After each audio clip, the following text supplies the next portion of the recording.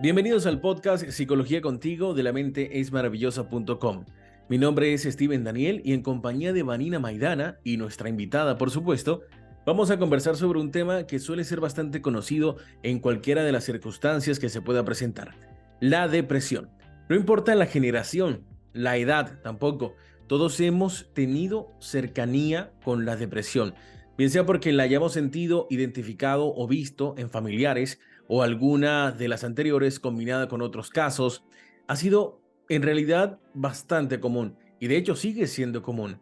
Es un tema complejo y una enfermedad que padecen muchas personas, y bueno, en esta oportunidad vamos a estar precisamente conversando de este tema. Nuestra invitada Leticia Martín estará también para contarnos detalles sobre la depresión, no solamente desde el término, sino cómo reacciona nuestro organismo cuando experimentamos este tipo de episodios, y que incluso a veces pues nosotros, ¿no?, ni siquiera sabemos que estamos pasando por ello.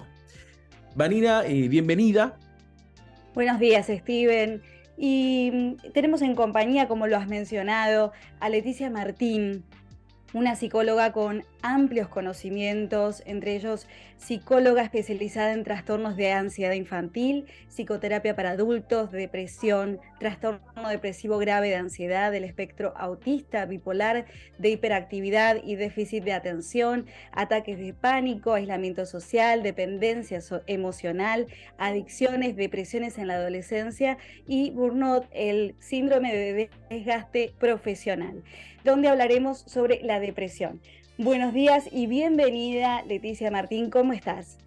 Muy buenos días, la verdad es que es un verdadero placer poder contar con vosotros, poder ofrecer mis conocimientos en este área, agradecer que llevéis a cabo espacios donde dar luz y dar visibilidad a la salud mental, y en este caso en un tema tan complejo y tan necesario, ¿no?, de darle ese eco, ese altavoz. Leticia, según estudios publicados por la Organización Mundial de la Salud, afecta a un 3,8% de la población, entre ellos un 5% en adultos, un 5,7% en adultos mayores de 60 años. Aproximadamente 280 millones de personas tienen depresión. Datos y cifras que no pasan desapercibidas, son alarmantes y está creciendo a nivel mundial. ¿Nos podrías ayudar a comprender cómo podemos definir a la depresión? ¿Qué prevalencia existe a nivel mundial? Uh-huh. Tal y como comentas, sí que es cierto que la Organización Mundial de la Salud apela a este punto, ¿no?, a que el impacto que genera la depresión en nuestra sociedad es absoluto. De hecho, es el principal motivo de discapacidad en el mundo, como tú muy bien has comentado, con alrededor de 300 millones de personas padeciendo esta patología, que viene a ser lo equivalente a 7 veces los habitantes que contrae el país España, que es donde nos encontramos. Y me ha gustado mucho la apreciación que has hecho, porque no solo la sintomatología que presenta el paciente impacta sobre él, sino que hay un entorno laboral, amistades, hay familia que de un modo u otro perciben, ¿no?, ese eco que deja la depresión. Además, también quiero resaltar que es interesante tratarlo básicamente porque hay un estigma bastante acusado sobre él, hay cierta vergüenza, cierto ánimo por esconderlo, e incluso he estado leyendo cómo el 60-65% de la población mundial carece de asistencia psicológica en estos términos. Sí que es cierto que puede obedecer a diferentes factores, pero entre ellos esa vergüenza de la que hablábamos, ese estigma, esas partidas presupuestarias en ocasiones por parte de los gobiernos, que no acostumbra a ser tan acusada, hace que se quede relegada a un segundo plano esta patología, cuando en consulta vemos todos los días cómo el incremento de la misma es más que notable. De hecho, fruto un poco de lo que comentas de tus allegados, sí que es verdad que 1 millar de personas anualmente terminan por llevar a cabo un suicidio, y sí que es cierto que tiene buen pronóstico a priori si se trata con un buen profesional, si se coge a tiempo, pero esa vergüenza, ese hecho de que no sea tan visible a nivel orgánico como pueden ser otras patologías, sí que genera, bueno, ese halo de incertidumbre, de tampoco saber dónde acudir, de poderlo o no expresar a terceros.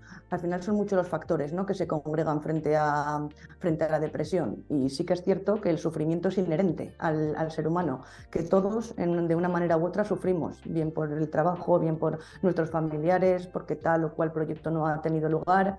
Pero es importante conocer si estamos o no dentro de ese patrón FID, que suelo llamar, en esa frecuencia, en esa intensidad y en esa duración de la sintomatología, porque es ahí cuando se ve que sí que hay una interferencia en el día a día y cuando se puede catalogar como problemática.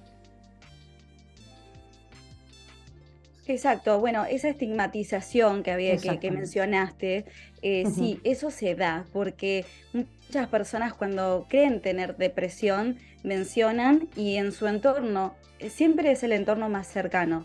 Bueno, no, ocupate, ponete actividades, vas a ver cómo se te termina la depresión. Eso es un tema de ricos, tenés que tener tiempo para estar depresivo, ¿no? Entonces la persona de repente realmente lo está padeciendo y tiene vergüenza, hasta incluso en su entorno laboral, porque cree que, bueno, es una cosa que me está pasando y no es tan importante. Y es cierto eso de la estigmatización y que no se le da la seriedad que corresponde, ¿no? Estamos en el podcast Psicología contigo de la mente es maravillosa.com. Charlamos en esta oportunidad de depresión. Alcanzamos, Leticia, a mencionar datos y cifras que son impactantes y que nos pueden dar luces de cómo está la depresión a nivel mundial. Pero es importante saber qué es realmente la depresión y cómo funciona el cerebro, cómo se desarrolla todo este estado, ¿no?, en el organismo, para entender en realidad qué es lo que sucede. Exactamente. Sí que es cierto que en términos de felicidad, de salud mental, el equilibrio emocional que se experimenta a lo largo del día es básico. Por tanto, el papel de los neurotransmisores a la hora de establecer la comunicación entre neuronas es absolutamente destacado. Es importante conocer qué diferentes neurotransmisores entran en juego cuando una neurona quiere comunicarse con una segunda. Por ejemplo, está la dopamina, esa hormona del placer, la cual permite esa motivación, ese ánimo por generar atención, por estar un poquito más volcados en aquellos puntos que realmente nos hacen grandes. Al mismo tiempo está la oxitocina, esa hormona del amor que nos permite vincularnos, que nos permite congregarnos, que permite ese sentir, ese confiar. También tenemos las endorfinas, diferentes moléculas, pequeños neurotransmisores muy apegados al sistema del dolor. Cuando llevamos a cabo el deporte se liberan estas pequeñas proteínas y entre tanta neurotransmisor como también está la dopamina, hemos comentado el tema de las endorfinas, es importante reseñar el tema de la serotonina, ¿sí? Es un neurotransmisor que de un modo u otro lo que permite es el equilibrio emocional. ¿Qué es lo que sucede cuando dos neuronas quieren ponerse en comunicación? Que requieren de ciertos neurotransmisores para que esa comunicación tenga lugar. Para que lo veamos de una manera ciertamente visual, quiero que nos imaginemos una neurona A, poniéndose en contacto con una neurona B. Para que ello tenga lugar necesitamos de esa serotonina, ¿no?, de esa comunicación fluida, para que de un modo u otro el neurotransmisor genere esa penetración en la neurona B. ¿Y qué es lo que sucede? Que en ocasiones, cuando esa serotonina entra en juego, lejos de penetrar debidamente en la neurona B, rápidamente la neurona A hace una recaptación de dicha serotonina y por consiguiente no permite el flujo de la misma en la comunicación.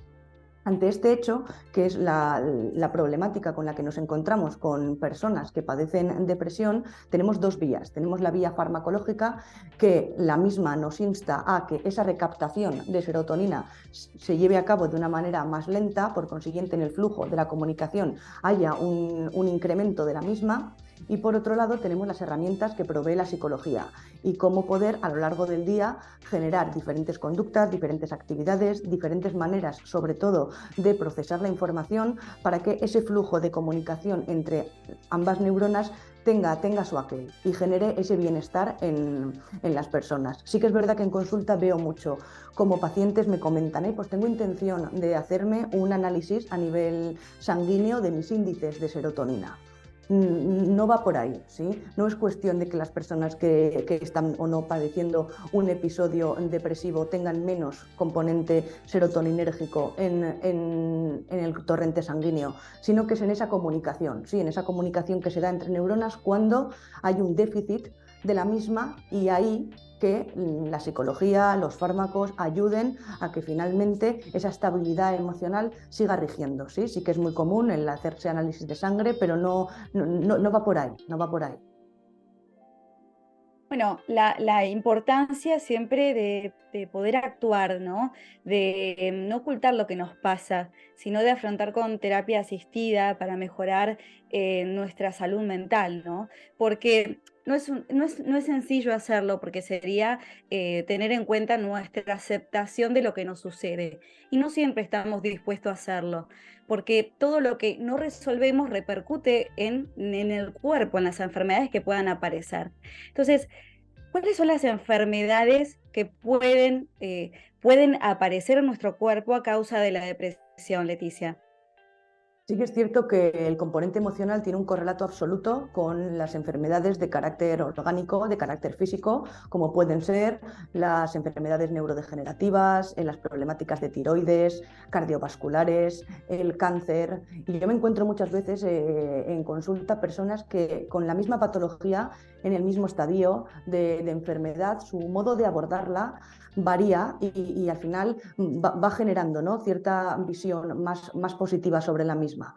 ¿Esto de qué depende? Depende en gran medida de nuestro diálogo interno, de cómo nos hablamos, ¿sí?, de la trascendencia o no que le damos, que al final es ese narrador interno que todos tenemos y que de un modo u otro depende de dónde pone el foco, se filtra de un modo u otro y repercute en mayor o en menor medida en nuestra psique.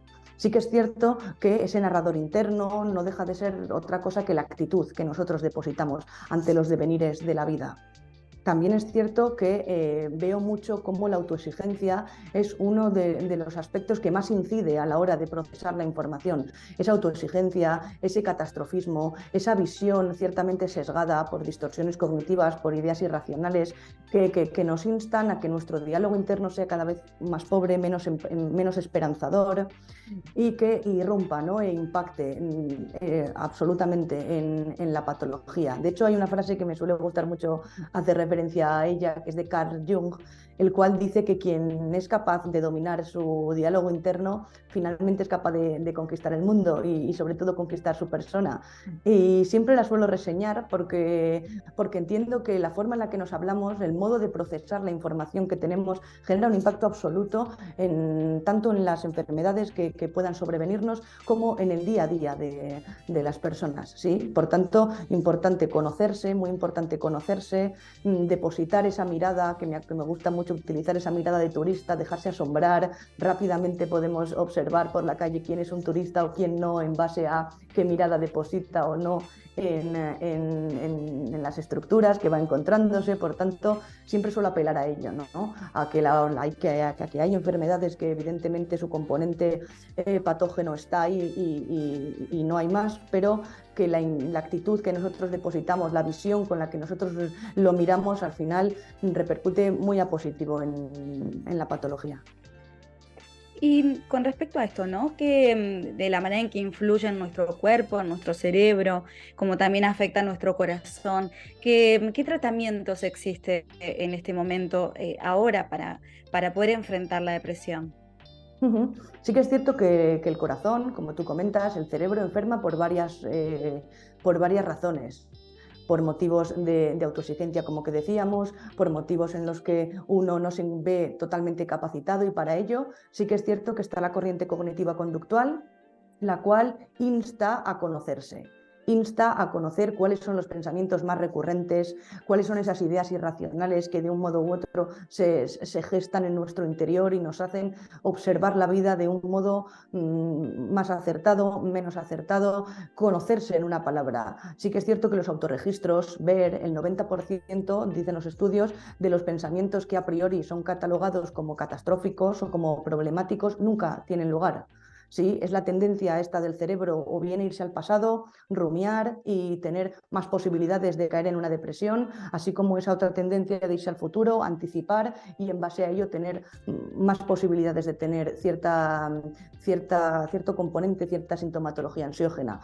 Por tanto, esta corriente que nos insta a conocernos, que nos insta a hacer una rememoración por nuestra historia de vida, por nuestras emociones, por cuáles impactan más, cada uno tenemos esa emoción que de un modo u otro se ha enquistado más en nosotros, muy evolutivas en muchas ocasiones, muchos miedos adquiridos, también hay un componente hereditario, en fin, hay diferentes puntos que en consulta se trabajan a fin de que esa sintomatología de un modo u otro quede relegada a un segundo plano o como mínimo se vea decrecentada.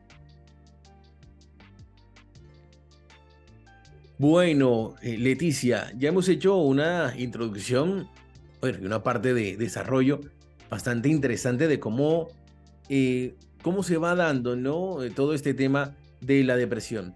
Dependiendo del contexto, las emociones pueden ser el impulso definitivo de nuestras acciones. Sabemos que muchas veces actuamos conforme a cómo nos podemos sentir y cómo somatizamos, ¿no?, estas emociones. Y es que el grado de tristeza, ira o angustia en el que nos encontremos puede llegar a ser perjudicial en nuestro proceso de depresión. Esto es lo que algunas veces puede terminar con el trágico caso de personas que acaban con su vida, por mencionar uno de los tantos casos que suele ser, bueno, pues suele ser el más complejo y el más difícil de llevar. Entonces, Leticia, ¿cuál es el papel de las emociones en esta situación de depresión? Sí que es verdad que los mediadores del procesamiento de la información no dejan de ser las emociones. En función de cómo las vivenciemos, en función de cuán de adaptativas o no sean, va a haber un impacto en nuestro bienestar. Sí que es cierto que a priori las emociones no es que sean ni positivas ni negativas, son adaptativas en el momento en el que nos ofrecen una lección, nos aportan, y son desadaptativas en el momento en el que se genera un choque frontal con nuestro ánimo con nuestra actitud, dicho de una manera rápida. Sí que es verdad que, por ejemplo, el miedo, ¿no? El miedo es muy positivo siempre y cuando nos alerte de un peligro real a priori, que nos alerte de alguna situación que nos puede sobrevenir, pero también es verdad que es muy desadaptativo cuando nos bloquea, cuando nos deja en esa nebulosa de duda, de incertidumbre, así como pasa también con la ira. La ira nos protege, nos hace establecer límites tan necesarios también en nuestro día a día, pero en muchas ocasiones cuando esta ira es desmesurada llega un momento en el que intercede en nuestra vida, en la vida de enfrente, y al final genera esa hormona del estrés, ese cortisol, esa intoxicación por cortisol, que finalmente lo que nos insta es a ver la realidad de un modo ciertamente sesgado.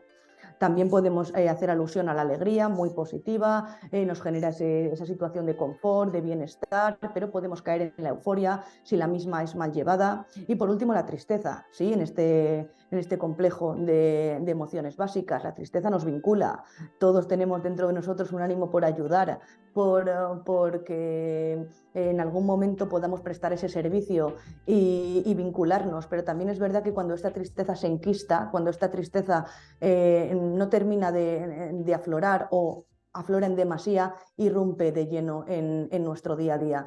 Y tenemos que ver un poquito eso, ¿no? Cómo las emociones sí que tienen un papel crucial en nuestro día a día. De hecho, a mí siempre me gusta hacer el paralelismo con el cerebro triuno, una teoría bastante robusta que apela metodológicamente a una división en lo que respecta a nuestro cerebro. Coloca en la parte dorsal el cerebro límbico, donde se gestan las emociones, con la amígdala de protagonista. También está este cerebro más de corteza prefrontal, nuestro neocórtex, donde se procesa la información, donde se procesan estas emociones. Y en la parte de la nuca tenemos nuestro cerebro reptiliano, ese cerebro más primitivo, el que nos insta al impulso, al ataque, a la huida. Por tanto, es importante conocer cuál es nuestra tendencia, en una palabra. Conocer si cuando la amígdala experimenta esa emoción somos más tendentes a irnos a nuestro neocórtex, procesarla, tratar de encontrar ese punto racional a la misma, o si somos más del impulso, de irnos más al cerebro reptiliano y en base a él hacer un ataque, hacer una huida, hacer una evitación.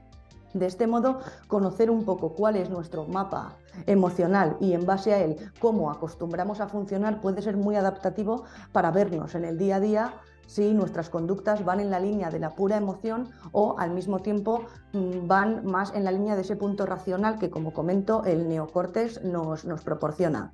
De este modo está también la rueda de Plutchik, de un psicólogo estadounidense, Robert Plutchik, que nos insta a conocer este mapa emocional, ¿sí? Parte de las emociones básicas se va ampliando con las emociones complejas y es un modo de combatir también el trastorno alexitímico, que es una manera de no tener la capacidad para identificar las emociones, para ponerlas nombre, para no poderlas enfrentar. Por tanto, son diferentes herramientas, también la triada de la vida, que si nos da tiempo también quería comentarla, hacer un mapeo, ¿no?, rápido sobre nuestro estado emocional y sobre todo sobre la incidencia que tienen los mismos. Y rescatando, ¿no?, esto que he comentado de que el 90% de los pensamientos más de índole catastróficos, más sesgados por el miedo, por la ira, por la tristeza, nunca terminan de llegar y que un 60% de los mismos siempre son los mismos, siempre se repiten. Por tanto, conocer un poco, tanto a nivel cognitivo cómo funciona, como el impacto que está o no generando nuestra emoción en nuestra vida diaria. Bueno, hay personalidades, como comentaste, ¿no? Esto de evitar, ¿no? Y de personas que les gusta la alegría, mostrarse alegres, estar en fiestas, rodearse de personas, en redes sociales publicar fotos con incluso mensajes consejeros de vida, porque es como que está de moda eso también. Sí. Entonces, pero también esas personalidades son las más difíciles de detectar si están con depresión, porque es común cuando llegan al suicidio que sus familiares digan, no, la verdad que estaban felices, tenían una vida social completa, estaban de fiesta, siempre estaban mostrando su vida con ocupaciones, nunca se les sospechó absolutamente nada. Pero hay otras ocasiones donde la persona sí puede detectarlo, ¿no? Cuando de repente en su entorno se comienza a ver la falta de apetito, el poco aseo, de repente no duermen, ¿no? La alteración en el sueño. Entonces, ante estas características, ¿no? ¿Nos podrías comentar cómo es la sintomatología deprexógena? Sí que es verdad que va muy en la línea de lo que comentas. Al final hay una carencia de apetito, de ánimo, falta esa energía, esas ganas. Lo que contrasta en muchas ocasiones cómo ha sido su vida con anterioridad, porque hay muchas veces que nos encontramos en consulta gente con mucha energía, con muchas ganas, con un recorrido a priori exitoso, pero que dentro de ellos no encuentran ese motivo, ¿no? Yo suelo muchas veces comentar cómo no sentirse que una recorre el camino acorde así es uno de los factores que genera esta sintomatología depresógena, ¿sí? Sí que es verdad que la vida nos puede sonreír, que podemos estar relacionados de personas, podemos tener un trabajo más o menos en nuestra línea, poder depositar en él nuestros conocimientos, nuestra alegría, pero si no nos terminamos de creer nuestro papel también en consonancia con este diálogo interno, si finalmente no terminamos de creérnoslo, llega un momento en el que hay algo de nosotros que se apaga. Yo suelo decir que no es que haya personas con depresión, sino hay vidas vacías, ¿sí? Hay personas que en su día a día no terminan de encontrar esa ubicación, no tenemos establecidas ciertas rutinas que nos insten a la mejora, al progreso, esa ambición que en ocasiones se ve relegada a un segundo plano. En fin, son diferentes componentes los que entran en juego cuando una persona padece depresión y en ocasiones no se reconocen. Es un poquito ese punto, ver que han tenido una trayectoria satisfactoria, una trayectoria muy acorde así y cómo en momentos puntuales ven que su vida no les termina de hacer honor. Y en esa línea el corazón enferma el corazón, enferma nuestra manera de interpretar la realidad y sobre todo ese ánimo, ¿no? Muchas veces apelamos a la motivación, no tengo motivación, o incluso al componente suerte, ¿no? Al factor suerte, no es que no tengo suerte. Me gusta mucho aludir a que Kant decía que la suerte es esa unión, ¿no?, entre preparación y oportunidad. Y si no vamos en busca de la preparación, si no tratamos de que nuestro día nos haga honor, nos identifique en una palabra, finalmente ese componente suerte también se ve bueno, desbancado, ¿no? Leticia, has mencionado algunos puntos que de hecho pueden llegar a ser controversiales para las personas que nos escuchan desde las diferentes plataformas o que nos ven desde YouTube, por ejemplo. ¿De qué manera, si es el punto clave y es, pues, de qué manera consideras que la depresión puede estar reducida a factores como poca motivación, poca vida, comillas, de pocas actividades que te alienten? Pues quizá para nosotros acá charlando, pues puede ser cierto. Uno dice acá, o nosotros decimos acá, pues eso de alguna manera podría ser válido. Ahora, delante de esta pantalla o en las plataformas en donde nos están escuchando, habrá algunas personas que digan, uy, yo creo que eso no se siente así, porque yo sí me siento triste, porque yo sí puedo sentirme afectado, que incluso la misma tristeza y la misma depresión logra que yo no pueda hacer absolutamente nada, que yo lo intente hacer ejercicio, intente estudiar, que yo intente trabajar. eh, y bueno, para estas personas que pueden entrar en controversia con esto que acabas de mencionar, ¿qué respuesta tendrías?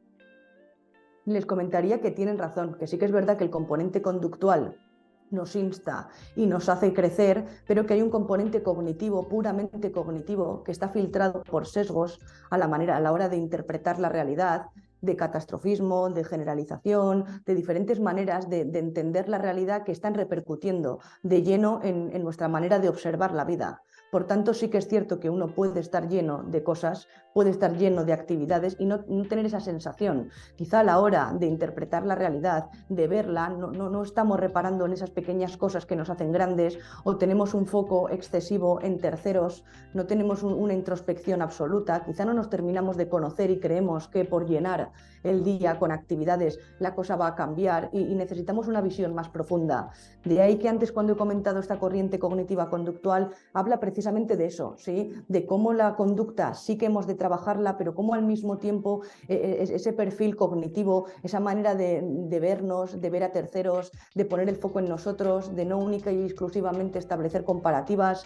Aquí entran en juego también mucho las pantallas, estamos en una era muy tecnológica, las redes sociales se prestan a que establezcamos comparativas, a que veamos, a que de un modo u otro no nos termine de satisfacer nuestra vida. Por tanto, estoy completamente de acuerdo contigo que el tema cognitivo, ese trabajo a nivel mental es básico. De ahí que, como hemos comentado antes, el tema de los fármacos, sí que es verdad que el fármaco puede ayudar a que esa recaptación, como he comentado, de serotonina no tenga lugar de una manera tan rápida, pero si no trabajamos en nuestra psique, si no trabajamos en nuestra cognición, en nuestro modo de ver la vida, de ponernos esas gafas, ¿no? Esas lentes que remen a favor del querer, de esas herramientas que provee la psicología, de nada nos va a servir única y exclusivamente llenar nuestro día de actividades. Recuerda, somos el podcast Psicología Contigo de la mente es maravillosa.com. Aquí pueden buscar nuestro sitio web en este momento mientras escuchan. De hecho, la mente es maravillosa.com. Puedes escucharnos en las diferentes plataformas, el podcast, escucharlo en plataformas como Spotify, como Evox, como Deezer, Apple Podcast, Google Podcast, YouTube. Y bueno, ahora también estamos en Amazon Music, por ejemplo. Allí también nos pueden escuchar desde esta plataforma en donde también ha migrado nuestro contenido para que ustedes tengan la facilidad de acomodarse a cualquiera de ellas. En la pantalla lo pueden ver perfectamente y allí estamos en cada una de estas plataformas que pueden ver en este momento desde nuestro streaming en YouTube. Y bien, continuamos con el tema de este capítulo, la depresión. Leticia, creo que mi término para este segmento es controversial, porque hay cosas que pueden ser más cómodas de digerir y otras que no tanto, claramente. De hecho, se podría decir que no se está conforme con una postura, con algo dicho, con algo mencionado, igual todo esto es válido, ¿sí? Todo esto es válido porque pues todos pensamos distinto y es bueno tener este tipo de conversaciones. Hablamos de las consideraciones que se pueden tener ante los episodios de depresión. Ahora bien, hemos hablado de tratamientos, por ahí se te escapó un poquito hablar de fármacos, Y esto lo hemos podido conversar con otros invitados. También nos han hablado de este tema que ya te he mencionado, los fármacos. Y bueno, queremos saber cuál es la postura de Leticia Martín. Los fármacos en este proceso pueden ser útiles según algunas posturas. Unos pues pueden decir que sí y otros pueden decir que no. Hay unos pues profesionales que son antifármacos que dirán los fármacos complican absolutamente todo. Pero para ti, ¿cuál es el método más útil en una sintomatología depresógena?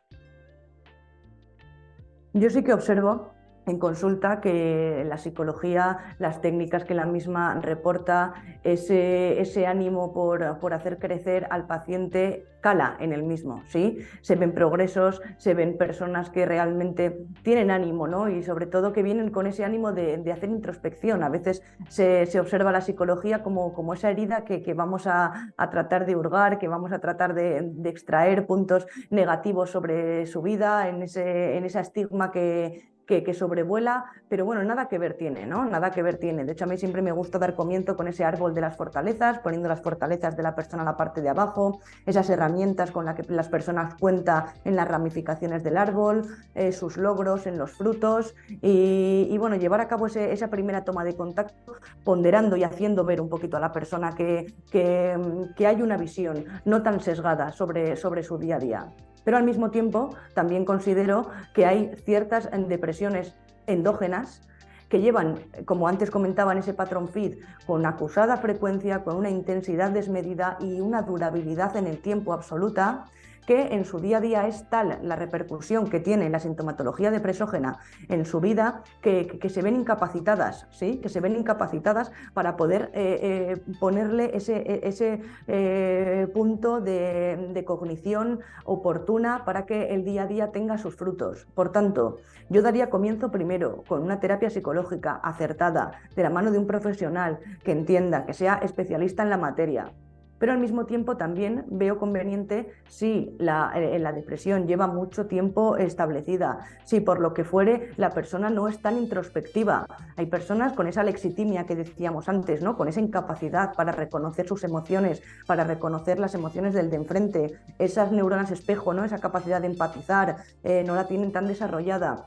Y quizá cuando llevan un largo periodo de tiempo bajo esta sintomatología, ese aporte extra de serotonina en el flujo de la comunicación entre neuronas puede ser muy positiva.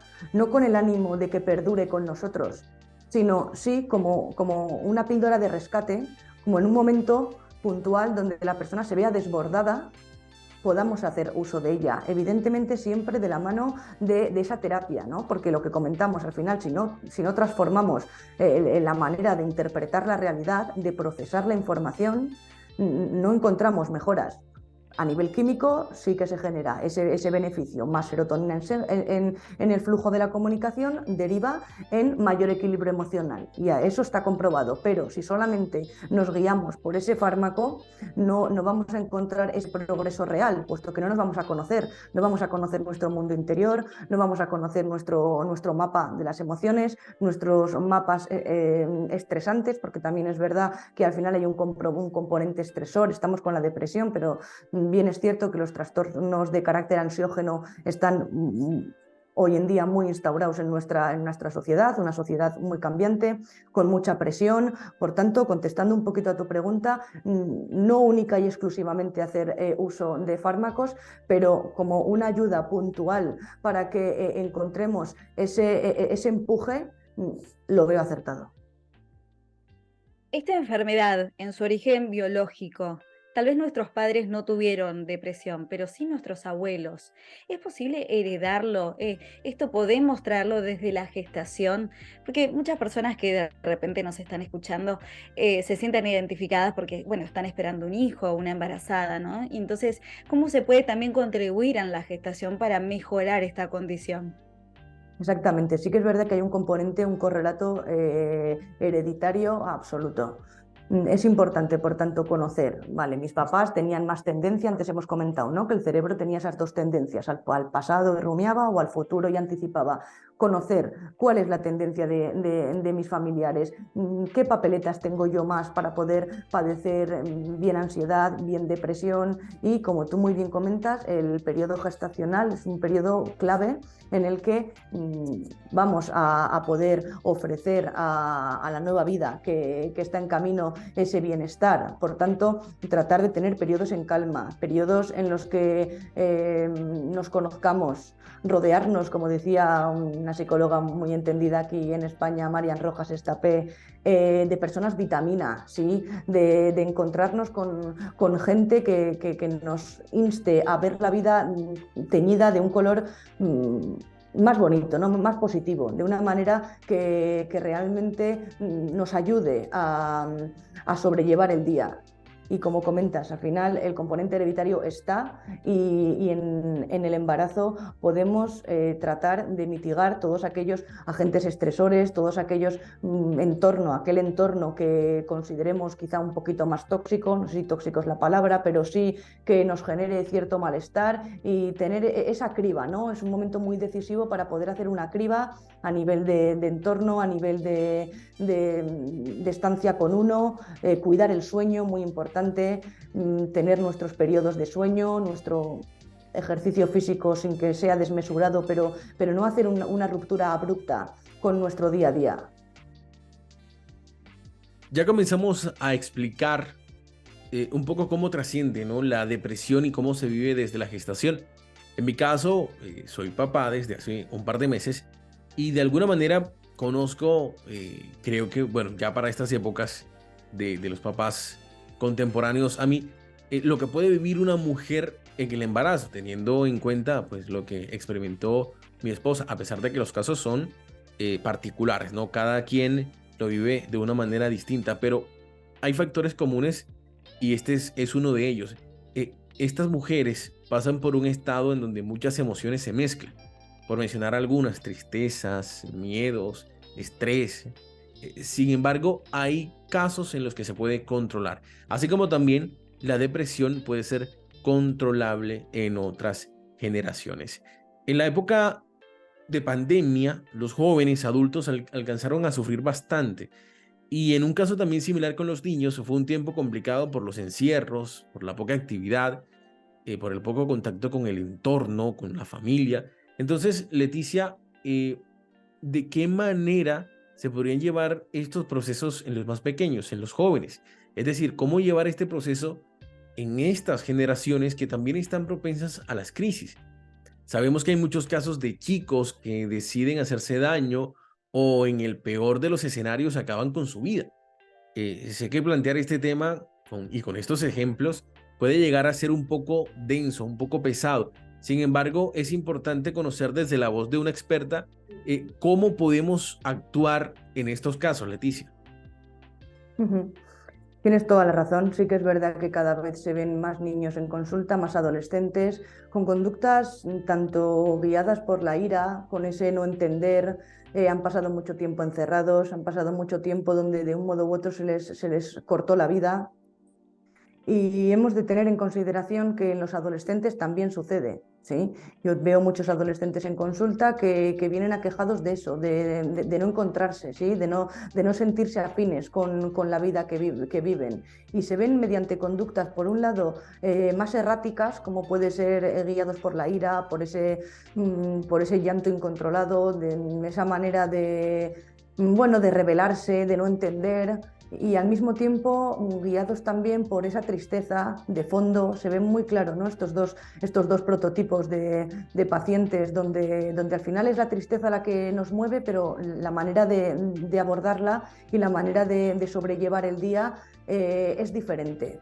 Sí que es cierto, como comentaba antes también, el uso de las pantallas, una era muy tecnológica. La pandemia nos dejó esa huella que posibilita la comunicación, pero al mismo tiempo establece muchas comparativas, establece un ánimo por mirar demasiado al de enfrente, por poner el foco en aquello que pasa en la casa de enfrente a nuestro juicio, porque nunca se sabe qué es lo que realmente está o no sucediendo. Entonces, en los pequeños es importante, lo primero, escucharles, verles, observarles, entender que detrás de ese berrinche, detrás de esa pataleta, hay algo más, ¿sí? Hay una emoción que de un modo u otro se ha quedado enquistada, bien por alguna problemática en el cole, bien por alguna problemática con sus familiares, con los papás. Esas negativas que a veces no muchos papás me comentan, no entiendo a qué obedece. Hemos de ver, ¿no? Hemos de ver qué hay detrás y sobre todo con qué emoción el niño se siente más identificado. Está El monstruo de las emociones, un libro que acostumbro a utilizar mucho para adentrarme en estas primeras tomas de contacto con el niño en su mundo interior, que sepa identificarlo. El semáforo también, a la hora de esos impulsos que a veces no saben controlar, ¿sí? Y en lo que respecta a los adolescentes, muy importante el entorno en el que se encuentren. Hay veces, de hecho, recuerdo ayer tenía un paciente adulto que me rememoraba su adolescencia y decía cómo los episodios de bullying habían marcado absolutamente su vida y cómo su carácter, con ciertamente tímido, con mayor retrayéndose de las oportunidades que le pueden brindar la vida, venía muy encaminado por qué había vivido en sus edades más tempranas. Por tanto, lo que nunca debemos de hacer es banalizarlo, invalidarlo, restarle importancia, entender que esa ley de orden y mando ha de imperar, y no es así. Hemos de escucharles, hemos de entenderles, entender que el mundo de un niño es mucho más escaso y mucho más pequeño que el del adulto. Es un niño donde tiene sus referentes, donde tiene sus figuras de apego, donde tiene su profesora y sus amigos, las conductas o actividades que le gustan hacer, pero tiene una reducción muchísimo mayor que la de un adulto. Y sobre todo que su cerebro está en obras, ¿sí? Su cerebro no está capacitado para razonar. Esa corteza prefrontal de la que hablábamos antes, ese neocórtex, no está en sus plenas facultades, puesto que todavía no se ha generado la evolución pertinente. Y tienen el límbico, en cambio, muy desarrollado, una amígdala muy atenta a esa canalización de las emociones. Por tanto, comprenderles, escucharles, estar con ellos, instarles a que hagan nuevas relaciones y sobre todo poder ver, ¿no?, qué hay detrás de ese semblante apático, qué hay detrás de ese semblante anedónico, ¿no?, en el que no se encuentra placer en las actividades que a priori al niño sí que le gustaban. Hablar con los profesores, muy importante las tutorías. El profesor es un agente partícipe absolutamente de la vida del infante y en muchas ocasiones, bueno, lo vemos como un factor más, pero es un factor bastante decisivo. Muchas veces hay niños que no quieren ir al cole, ver qué hay detrás, por qué no quieren ir, hay alguna problemática que se nos está escapando. En una palabra, entender que también los adultos somos un poquito el reflejo de cómo el niño va a procesar la información en su edad adulta. Por tanto, tratarle de escucharle, de reforzarle, muy importante, reforzarle cuando vemos que se le ha de premiar, cuando vemos que realmente está llevando un esfuerzo. Y en definitiva empatizar con él, que esas neuronas espejo que posibilitan la empatía se vean reflejadas en el hogar, que es donde el niño pasa amplio tiempo de su vida y donde al final va a tener esos modelos referentes para poder forjarse un carácter, una personalidad, unos rasgos definitorios de su persona. Qué importante esto que decís, Leticia, porque es cierto, cuánto hay todavía para concientizar, para instruir a los tutores, a los padres, porque bueno, es imposible no identificarse con todo lo que declarás. A mí me ha pasado, a muchos niños les ha pasado en los colegios, de repente tener un estado bueno, ante una experiencia personal que tuve, ¿no?, de estar, de sobrevivir a un atentado. Me sucedía que tenía episodios que no sabía qué eran, porque en el año 92 no se sabía mucho de ataques de pánico, de ansiedad o incluso depresión. Podría haber estado atravesando depresión y no lo sabía, y hasta el día de hoy no sé si lo tuve. Cuando era niña, a mis 7 años, entonces tenía episodios que lloraba y las maestras me retaban, y la directora también, en vez de contener después de ese hecho que hemos vivido todos como colegio, que estuvimos en el atentado, que justo ahora el 17 de marzo se cumplió 35 años del atentado, que realmente ha sido un hecho horroroso para el país, para la historia, y también difícil de entender, más en un país que estaba comenzando la democracia, ¿no?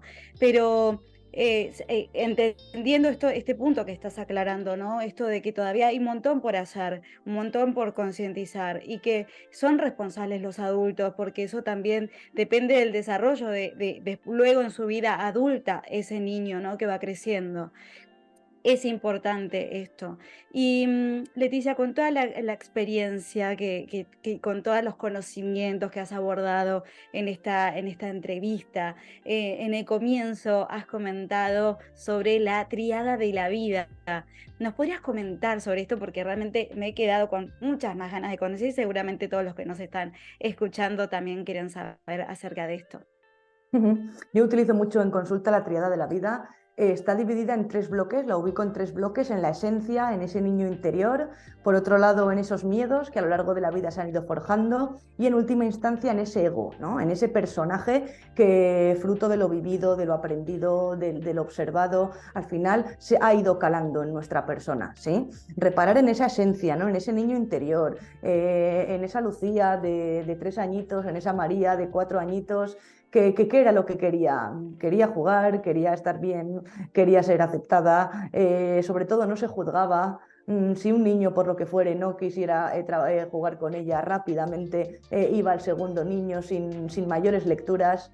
Y a medida que la vida ha ido hacia adelante, sí que es verdad que se forjan diferentes miedos en una persona. Se forja ese miedo a la soledad, al fracaso, a no estar dando lo que uno entiende, ¿no? De la mano de esa autoexigencia que comentábamos antes, ese do de pecho, esa manera de entender la vida sesgada por el miedo, y cómo a medida que estos miedos han ido hacia adelante, tiene lugar ese ego, ¿no? Esa máscara, ese personaje.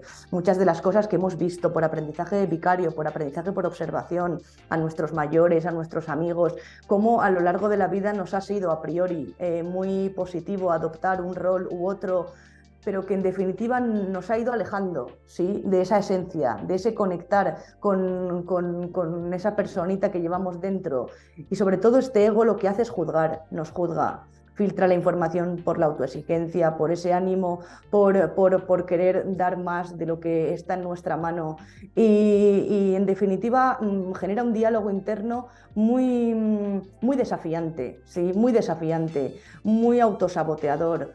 Un diálogo interno que entendemos que se desmarca absolutamente de esa esencia, y lo que nos hace ver también son esos patrones, ¿no? Adquiridos, esos patrones que a lo largo del día funcionamos con ellos, pero que en muchas ocasiones no nos identifican, que nuestra esencia no las llevaría a cabo, que son propios de mi mamá, son propios de mi papá, son propios de este tío que acostumbra a venir siempre y sí que hacía esta aseveración o la otra aseveración.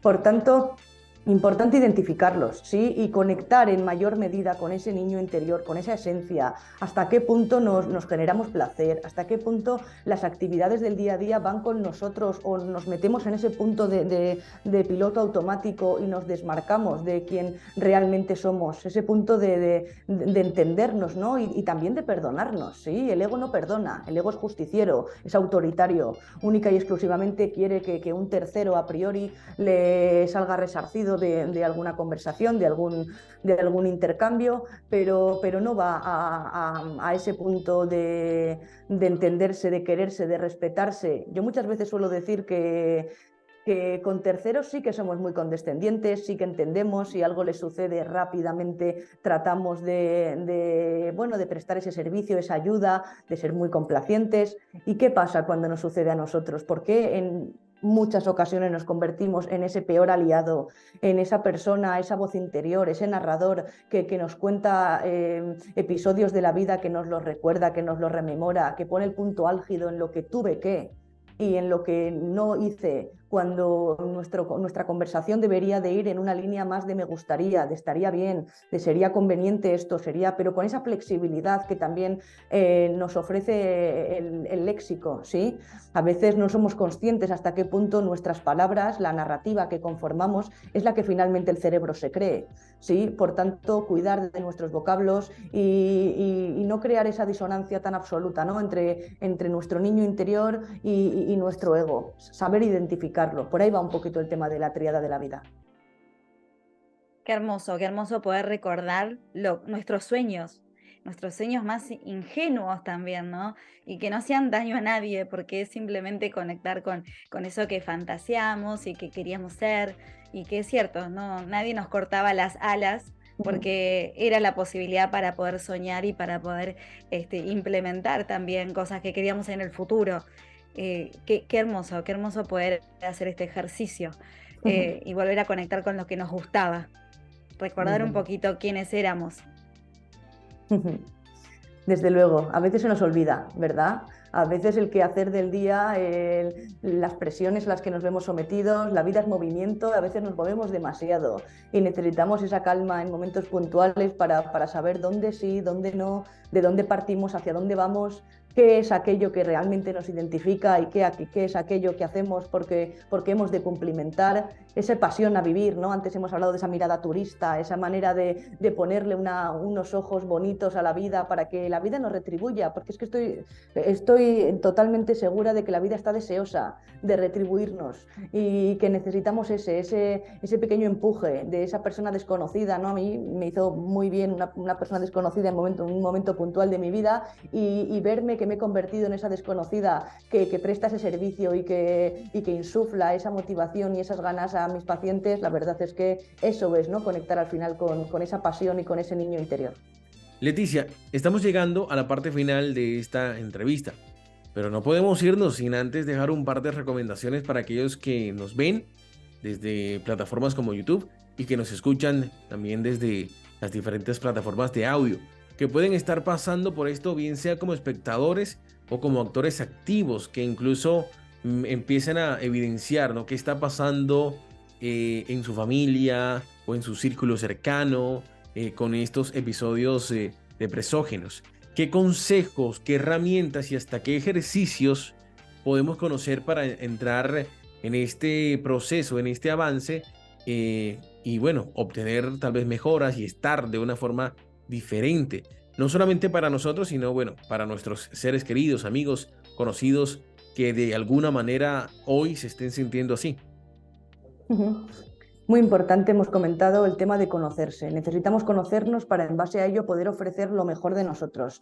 Un ejercicio de introspección, de dedicar unos momentos del día a decir qué he logrado, qué no he logrado. Llevar a cabo, por ejemplo, el ejercicio que he comentado con anterioridad del árbol de las fortalezas, dibujar un árbol, ver en las raíces cuáles son mis fortalezas, de dónde puedo tirar, cuáles son mis habilidades, cuáles son mis destrezas, qué cosas he logrado a lo largo de la vida. Poder ese ejercicio, hacérselo llegar a mis familiares y decirle, describirme, quiero ver desde otra óptica cómo me veis. Al mismo tiempo es importante cuidar el sueño básico, necesitamos un sueño reparador, un sueño que de un modo u otro en nuestro hipocampo, que es donde se almacenan los recuerdos, pueda generarse ese flujo de información para poder abordar el nuevo día. Necesitamos ejercicio físico, aeróbico, anaeróbico, necesitamos ciertas rutinas que de un modo u otro establezcan en el día un patrón a seguir. Del mismo modo los autorregistros. Antes hemos comentado cómo hay un porcentaje muy elevado de pensamientos que son recurrentes en nosotros.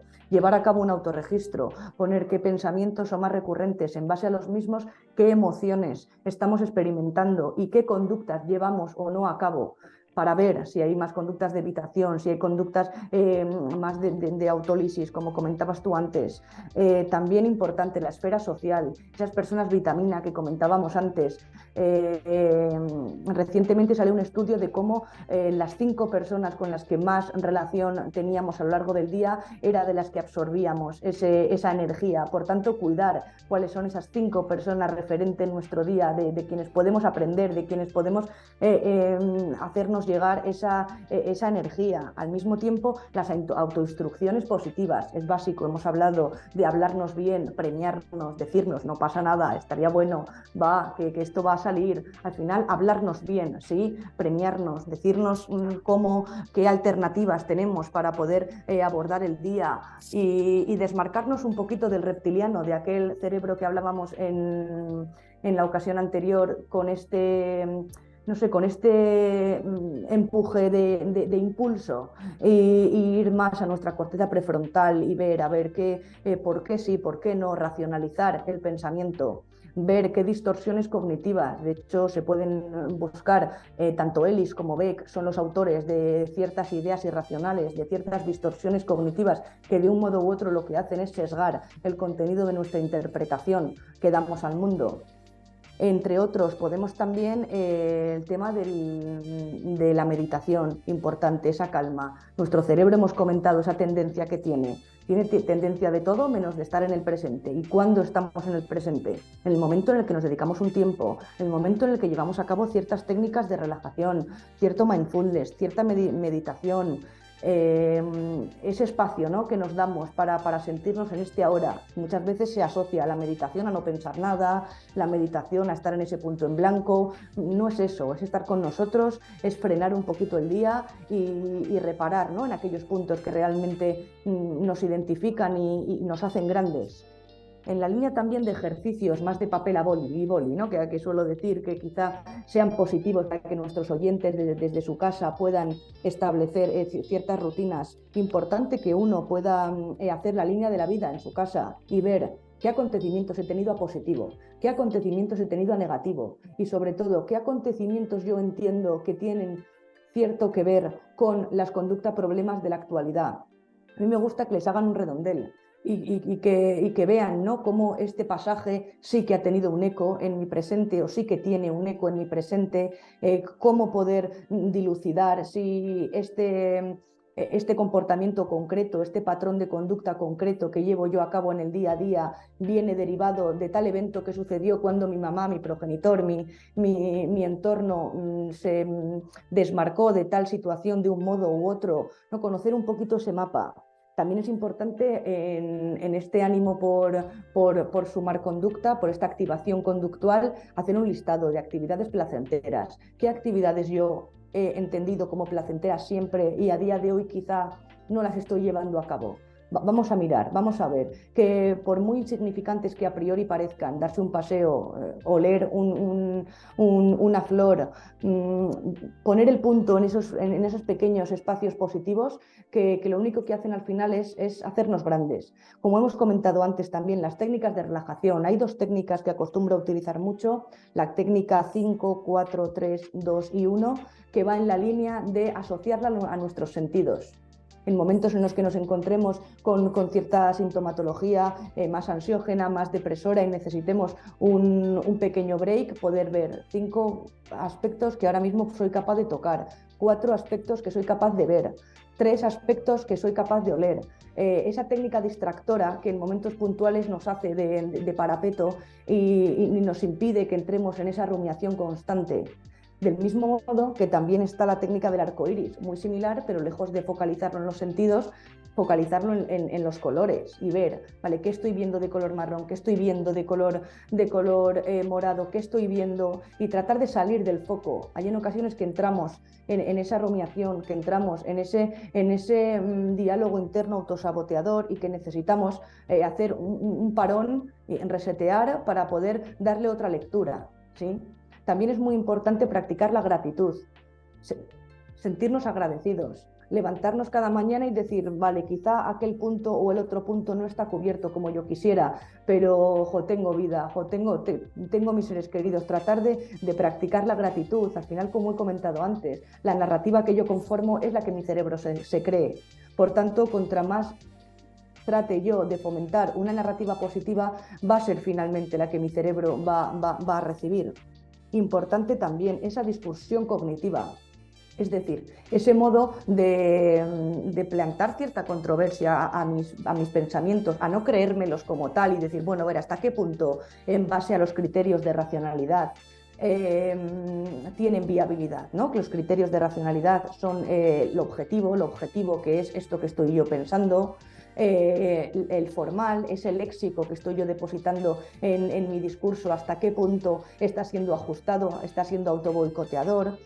Apelar a la utilidad de mi pensamiento, hasta qué punto me está siendo conveniente o no, filtrar por el catastrofismo o por esa sobregeneralización mi información.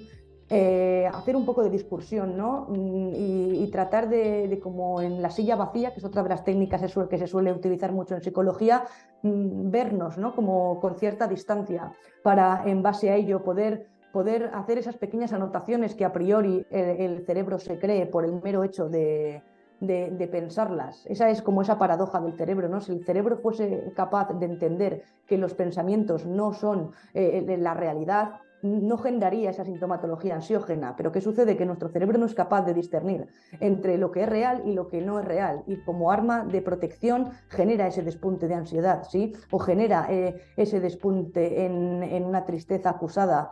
Por tanto, conocer, ¿no? Conocer nuestros pensamientos, familiarizarnos con él.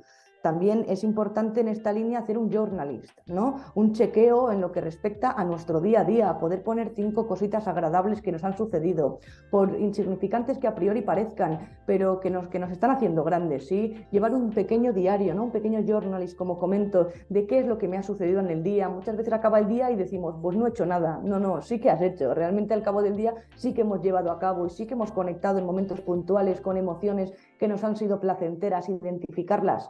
Y en base a ello poder ir creando una línea más ajustada a nosotros, ¿sí? Y eso es un poquito el tema del árbol de las fortalezas, estas técnicas, la flor de mis allegados, también acostumbro a llevarla a cabo, realizar una flor, una margarita donde haga yo alusión a los diferentes allegados, amistades, familiares, personas de referente que de un modo u otro me soportan mi tristeza, mi alegría, y ver qué les reporto a ellas, qué me reportan ellas, y tratar de poner la óptica en esas pequeñas cosas del día a día que nos nutren, ¿sí? Y que nos hacen que la lectura que le damos al día, y sobre todo que nuestro narrador interior, que es el que finalmente antes de que sucedan los eventos ya nos los está retransmitiendo, sea más flexible, más compasivo con nosotros. Exacto, ¿no? La autocompasión, autoamor, autoconocimiento, animarse a conocerse. Mucha gente pasa por esta vida sin querer conocerse, ¿no? Como con miedo. ¿Miedo a qué, no? Miedo a conocer algo que podría ser muy productivo para nuestra vida y poder ser más saludables a nuestra salud mental, justamente. Es importante resaltar que este espacio de conversación con expertos en psicología no sustituye la terapia. Leticia, ¿cuáles son tus redes sociales? Mira, mis redes sociales son, sobre todo utilizo Instagram, sí, acostumbro a poner muchos posts. De hecho, la química del cerebro también, hace unos escasos días también hice alusión a ella. Se llama Leticia Martín, psicóloga, y sí que es verdad que, bueno, que es otro espacio más, ¿no? Otro espacio más donde poder ser un altavoz de la psicología. Sí que es cierto que también tengo un libro que está en imprenta, me han prohibido decir el título, pero bueno, próximamente lo podremos encontrar, un libro donde también se hace un poquito eco de las cositas que hemos estado comentando, y bueno, y trabajar más, ¿no? en nosotros, proveer técnicas, proveer herramientas para que nuestro recorrido nos haga honor, ¿no? Que es al final nuestro cometido, insuflar ese punto de salud mental, de bienestar, y de hacer ver que en conocernos está el gusto, ¿no? Que reside el gusto en conocernos, y que contra más nos conozcamos, más podremos aportar al de enfrente. Claro que sí. Bueno, ya mismo te estoy agregando al Instagram Un y follow. deseosa por Muchas saber el gracias. libro también. Así Muchas que vamos a gracias. estar esperando el libro. Muchas gracias. Y gracias por la oportunidad, sobre todo porque es muy necesario este tipo de formatos donde tantos oyentes tendremos al otro lado, y bueno, y el eco, ¿no? Ese altavoz que al final permite este mundo tan tecnológico. Muchas gracias, Leticia. Esperamos, por supuesto, ¿no? Que en una próxima entrega podamos tener la posibilidad de contar con tu participación, ya con el libro publicado y hablar, ¿no?, sobre los temas que hay en él. Esperamos que te haya sentido a gusto en este espacio para hablar de un tema que, aunque sea complejo, merece la pena tratarlo. Desde luego, muchísimas gracias a vosotros. A ustedes, oyentes, gracias por la compañía. Los invitamos a seguir más contenido de psicología en nuestro sitio web, lamenteesmaravillosa.com. Allí pueden ver diferentes publicaciones que tenemos sobre psicología y compartirlo con sus allegados. Recuerda, lamenteesmaravillosa.com. Cada viernes, nuevos episodios de Psicología Contigo. Puedes escucharnos en las diferentes plataformas como Spotify, Evox, Google Podcast, Apple Podcast, YouTube, Deezer y, como ya lo saben, ahora estamos en Amazon Music también. Así que no se pueden perder los diferentes episodios. Nos encontramos en una próxima oportunidad. Les acompañamos Steven Daniel y Vanina Maidana en la entrevista con Leticia Martínez. Hasta una próxima ocasión. Chao.